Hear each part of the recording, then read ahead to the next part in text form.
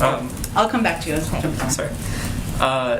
You just said that the real risk on inflation is inaction, but so far this week we haven't seen any action from the administration on gas prices. The president in Europe said, we would see action sooner rather than later on Wednesday, that it was his top priority. So is he going to tap the SPR, ease biofuel blending requirements, ban crude exports? And if the answer is you still haven't kind of decided on any of this, what is the message to Americans headed into Thanksgiving, where everybody will be driving to see their family and friends, that you think the current prices are acceptable? We certainly don't think that.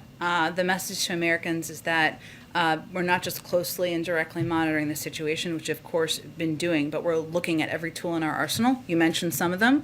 While I don't have anything to preview today, the president is quite focused on this, as is the economic team. And I would note again that we have taken a range of actions. We've communicated with the FTC to crack down on illegal pricing, are engaging with countries and entities abroad like OPEC on increasing supply. And we're looking at a range of options we have at our disposal, but I don't have anything here to preview for you.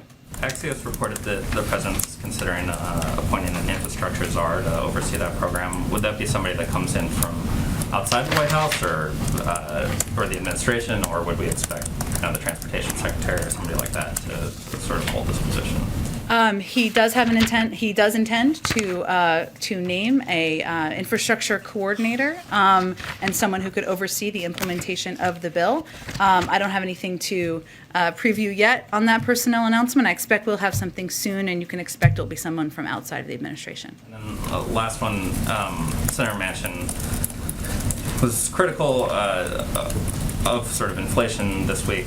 Obviously, there's a question of if it'll impact his vote on the Build Back Better issue, and I'm wondering if you've received any assurances from him that it will not. But also, it plays into sort of a larger critique that he's had about the Fed having at some point ramped down. He wishes that they had ramped down bond buying and quantitative easing. So I'm wondering if that is a criticism that the White House agrees with, especially as the president's sort of evaluating this position going forward. I'm just not going to get into critiquing the Federal Reserve from here or their decisions, given they make independent decisions. I would note that, and I'll let Senator Manchin, of course, speak for himself and his support or concerns he may have.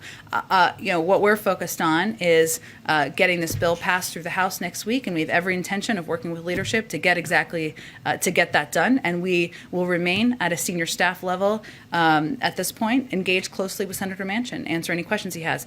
I will note that the vast majority of outside economists agree that this is not a bill that will add to inflationary pressure. And in fact, over the longer term, it will ease inflationary pressure. And I would note just a couple of people who at times haven't always been positive about our proposals. Former Treasury Secretary Larry Summers said about Build Back Better, I don't think that's an inflation problem. He said if he was in Congress, he would vote for it. Moody's Analytics chief economist Mark Zandi, I don't think the Build Back Better agenda will be inflationary. I think it's designed to lift long-term economic growth by improving productivity. That's public infrastructure, roads, bridges, broadband. That will make us more productive.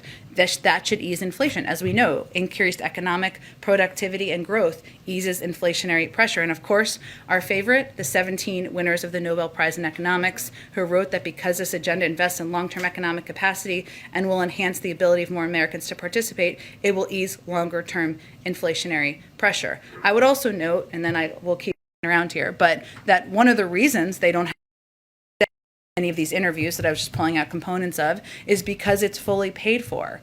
And the reason it's fully paid for is because we're asking corporations, the wealthiest Americans, to pay more in taxes.